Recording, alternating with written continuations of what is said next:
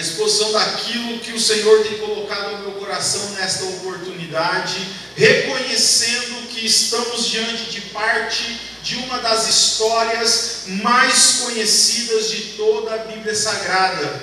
Reconheço também que ao longo da história da igreja, grandes homens e grandes mulheres de Deus trouxeram lições poderosíssimas dentro dessa história tão conhecida. Porém, no entanto, eu também reconheço que Deus sempre pode nos ensinar alguma coisa dentro dessa história. Nós estamos diante de uma história muito conhecida, não só conhecida essa história, porém extremamente profunda em lições e lições espirituais para a minha vida e para a sua vida. É interessante, queridos irmãos, que para nós extrairmos ou começarmos a extrair algumas lições desta história, se faz necessário alguns requisitos para que nós não venhamos cometer o erro de interpretação. Dentre eles, eu destaco, e se faz necessário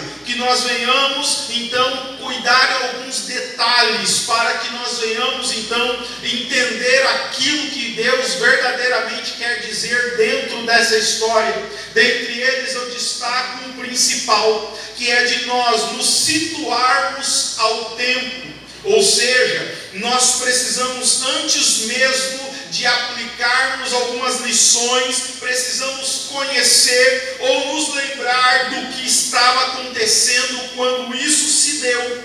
Quais foram os acontecimentos principais? Por exemplo, o que Deus estava fazendo? Quais eram as obras principais de Deus neste tempo? O que o povo de Deus estava experimentando como obra de Deus no tempo que se deu essa história? Este tempo eu chamo de um tempo especial, e eu chamo assim porque Deus está visitando o seu povo. E nesta visita Deus está permitindo que o seu povo conheça-o, não somente da sua mente, mas também do seu coração, por meio da sua palavra. E esta palavra, ela estava sendo propagada, proclamada por uma classe especial, chamada de profetas. Homens chamados de profetas, e estes profetas, naquela época, eram conhecidos por nabis. A palavra nabi é uma palavra hebraica que quer dizer aquele que fala por meio de outro. A ideia que essas pessoas, estes nabis, era uma ideia de alguém escolhido por Deus, que estava vivendo inteira e exclusivamente para Deus. Então, quando alguém encontrava algum profeta nas ruas de alguma cidade, a ideia que se tinha deste homem, deste alguém, era a ideia de que ali estava alguém que estava vivendo exclusivamente, unicamente para um projeto decidido e escolhido por Deus. Então há uma classe de homens chamadas de profetas que está sendo utilizada por Deus para transmitir a sua palavra. O que é interessante é que para tornar a mente e o coração de Deus conhecido de seu povo, Deus sempre vai utilizar o meio de alguém para transmitir os seus profundos conhecimentos da sua palavra.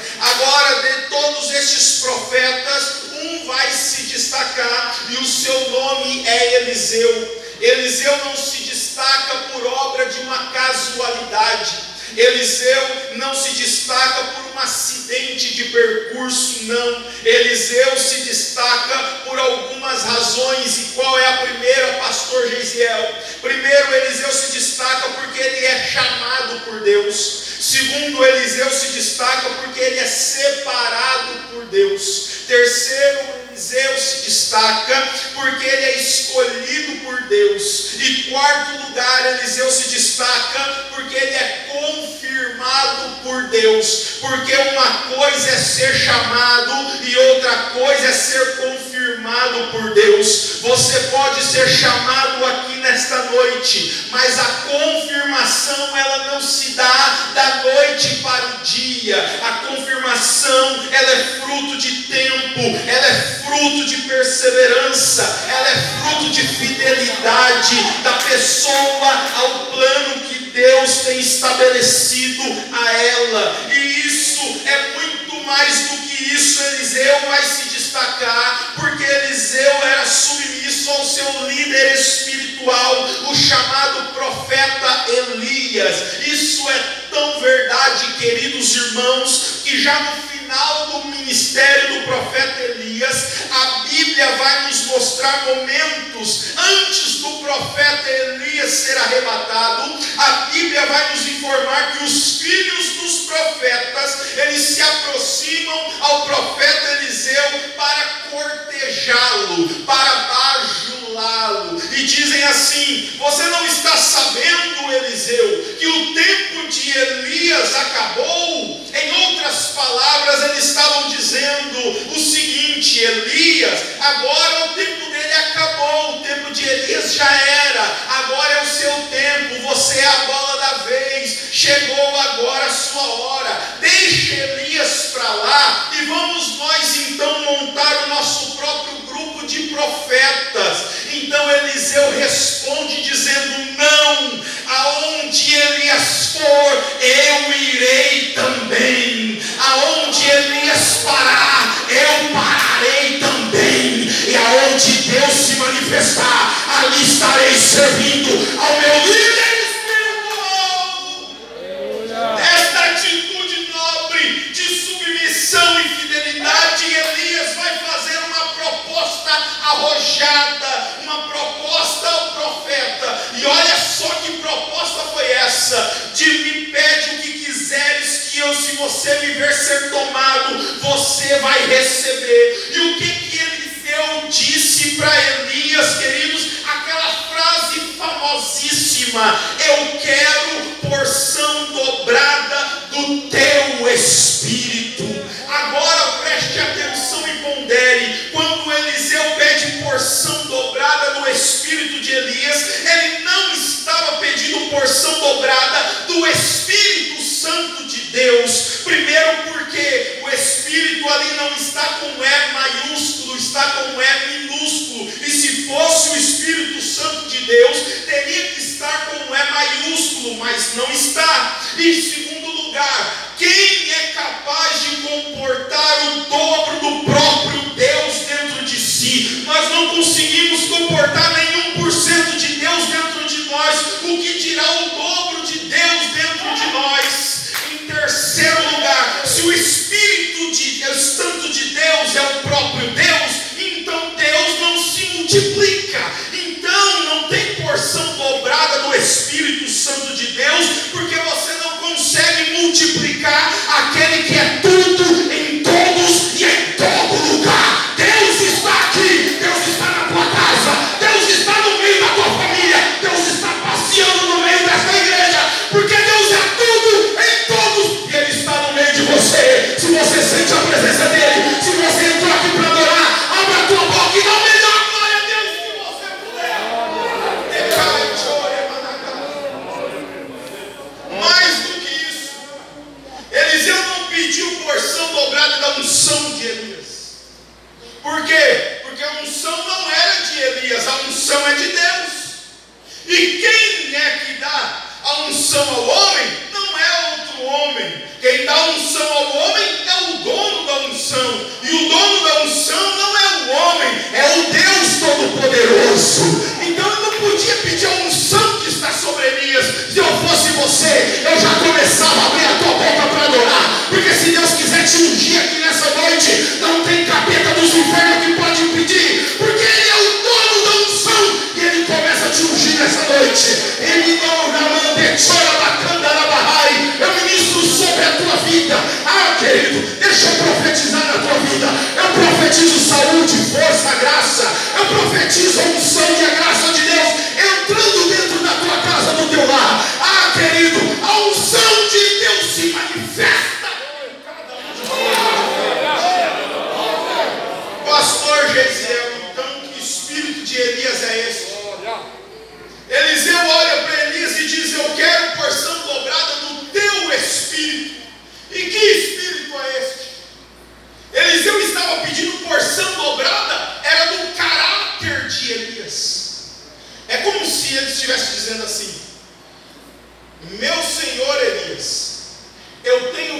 a tua conduta.